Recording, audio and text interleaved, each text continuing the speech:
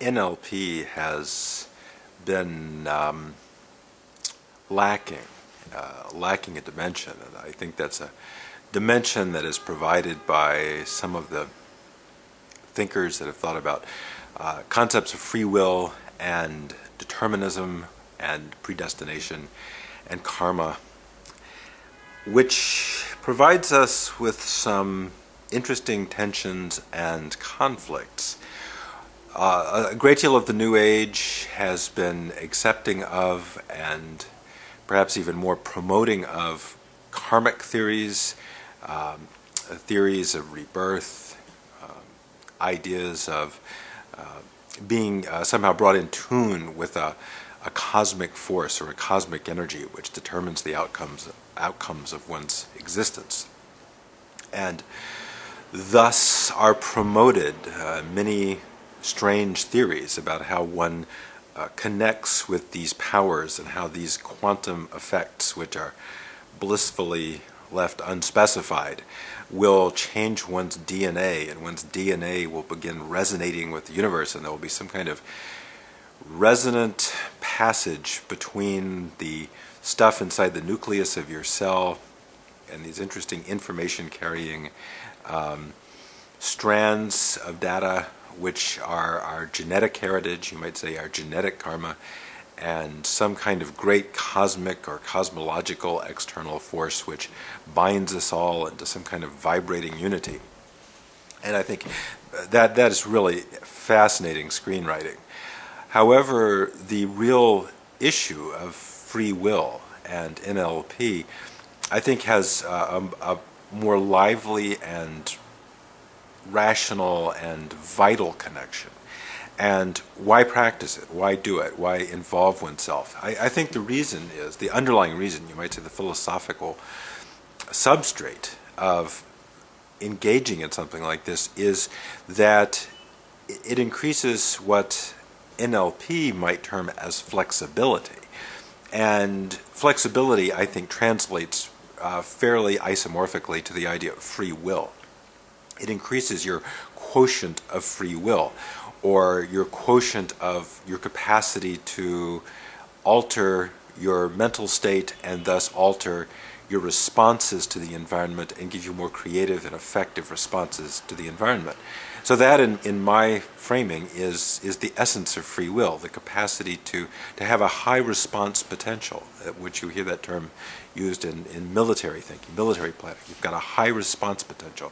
NLP ideally should be increasing your response potential to stimuli and your response potential to life as it happens, so you have a greater number of degrees of freedom. You have more dimensions in which you can act.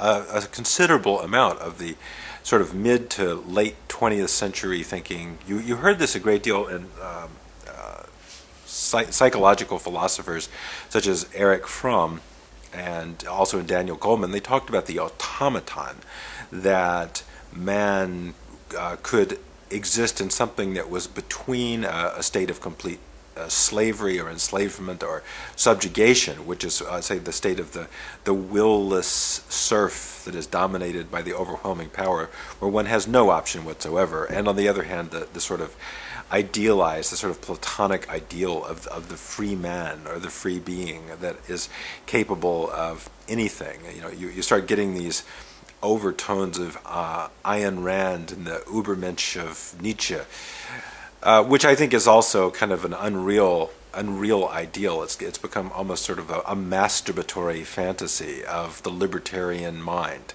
And the libertarian mind, I think, is filled with masturbatory fantasies, as are a number of other sort of politico-philosophical orientations. They have a certain, I think in a Freudian sense, of a masturbatory quality about them, that they're somewhat onanistic. The dialectic is missing. It's purely the contents of one's fantasy-ridden mind about what this perfected state of being is.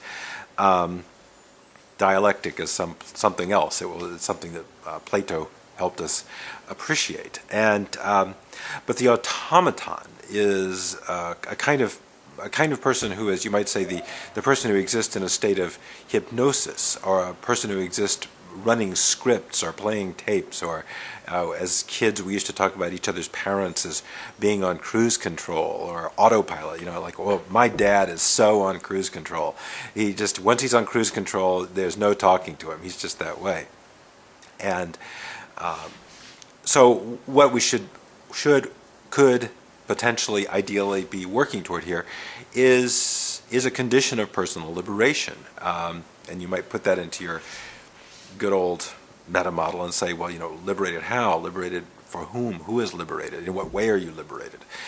And I believe that the beginnings of that kind of liberation is something of a linguistic phenomenon. One becomes liberated in one's use of one's mental programming languages, so that one can conceive of other futures, one can conceive of other outcomes, or one can even build at a very fine-grained level more effective descriptions and more effective questions and more effective orienting frames. So one is engaging much more dynamically, much more dialectically with life, and one is not this sort of Frommian automaton. And next time I come in here, I'll read you a passage from Erich Fromm from his classic book of 1941, Escape from Freedom, in which he does cite Milton Erickson, by the way. I mean, this guy was aware of Erickson long before anyone ever imagined NLP. And he's quoting the hypnotic experiments of Erickson and people thinking they have free will, but they're given post-hypnotic instructions, and they're insistent that they're doing things of their own volition and freely, and yet everybody in the experiment is fully aware that this person is essentially playing a tape. So, how do we identify those, and how do we modify that in such a way that we are, to a smaller degree, we always play a certain necessary number of pattern recognition tapes. That's just sort of what the unconscious mind is about. But we bring the unconscious mind sort of an extra degree of awareness of what possibilities are available to it. So I've probably done all I'm going to do with this today, and we'll pick that up mañana.